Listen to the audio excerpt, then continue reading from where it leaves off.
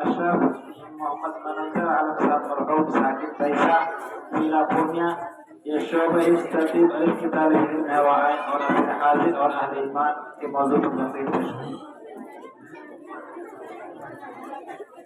الحمد للہ ولدہ والصلاة والسلام على نبی محمد وعلى آلہ اصحابہ اجمعین، اما بعد اعوذ باللہ من الشیطان الرجیم، بسم اللہ الرحمن الرحیم۔ إن تنصروا الله ينصركم وثبت أقدامكم، وقال الله في موضع آخر ولا تهنوا ولا تحزنوا وأنتم الأعلون إن كنتم مؤمنين۔ صدق الله العظيم۔ مقتل کی طرف جاتے ہیں اے موت تیرے لب چوم کے ہم، مقتل کی طرف جاتے ہیں اے موت تیرے لب چوم کے ہم، لے جام شہادت پیتے ہیں ساقی کی ادا پہ جھوم کے ہم شمع عقیقے پروانے ہم شعلوں سے محبت کرتے ہیں، ہم شمع عقیقے پروانے ہم شعلوں سے محبت کرتے ہیں، اے زست ہماری رہواروں سے حج ہم موت کی عزت کرتے ہیں۔ ملت اسلامیہ کے پاسبانوں، آج میں آپ حضرات کے سامنے ہندوستان کے مسلمانوں پر ہونے والے سیاسی ظلم و ستم اور دین اسلام کو جڑ سے ختم کرنے کی نہایت ہی گھناوانی اور ناپاک سازش اور کوشش کے موضوع پر کچھ عرض کرنا چاہتا ہوں، امید ہے کہ بغور سماعت فرمائیں گے۔ وہ ہندوستان جس کی حریت کے بعد کو مسلمانوں نے اپنے خون جگر سے سیتا تھا، وہ ہندوستان جس کی آزادی کے خاطر بہنا آشنا سائے پہ کود پڑے تھے اور موجوں سے کھیلتے ہوئے مجدھار تک جا پہنچے تھے، بے پناہ قربانیوں کے ذریعے اس کو پروان چڑھایا تھا۔ آج اسی ہندوستان میں مسلمانوں کو طرح طرح کی اذیت اور تکلیفیں پہنچائی جا رہی ہے۔ مسلمانوں کے قلوب سے اسلام کی محبت کو ختم کرنے کی نہایت گھناوانی اور ناپاک سازشیں ہو رہی ہے، اور اس میں شک و شبہ نہیں کہ دنیا میں حق و باطل کا تصادم روز ارضی سے جاری ہے۔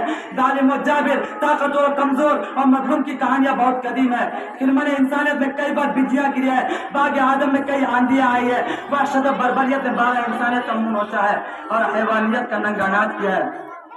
اور اس میں شک نہیں کہ ہم پر مسائل کے پہاڑ ٹوٹ رہے ہیں، ہم مظلوم و بے قصور کو فرقہ پرستوں نے ظلم و ستم کا نشانہ بنایا ہے، ہماری ماں و بہنوں کی عزت و آبرو لوٹی جا رہی ہے۔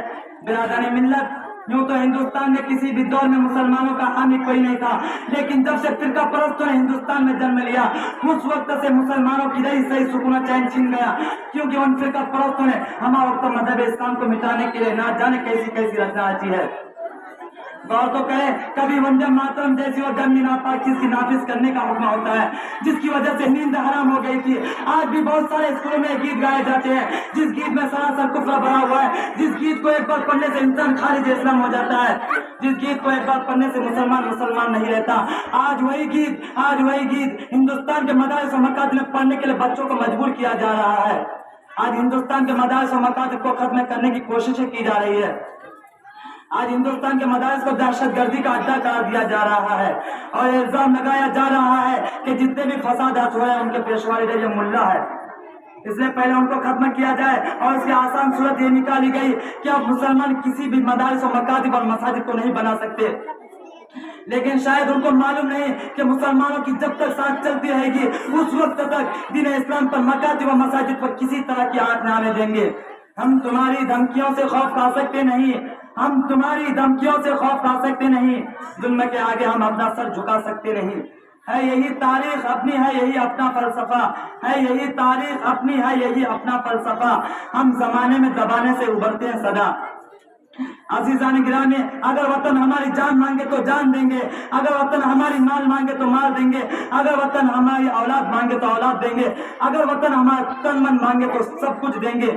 لیکن یہ نہیں ہو سکتا کہ مسلمان نبی کی جاؤ جلال دے، یہ نہیں ہو سکتا کہ مسلمان آخرت کو چھوڑ کر دنیا کو ترجیح دے۔ آپ حضرات کو تاریخ یاد ہوگی جب انگریزوں کے ظلم و زیادتی جب حد سے آگے بڑھی۔ میں اپنی تقریر کو یہیں سے ختم کرتا ہوں۔ آخر دعوانا الحمدللہ رب العالمین۔ ماشاء اللہ۔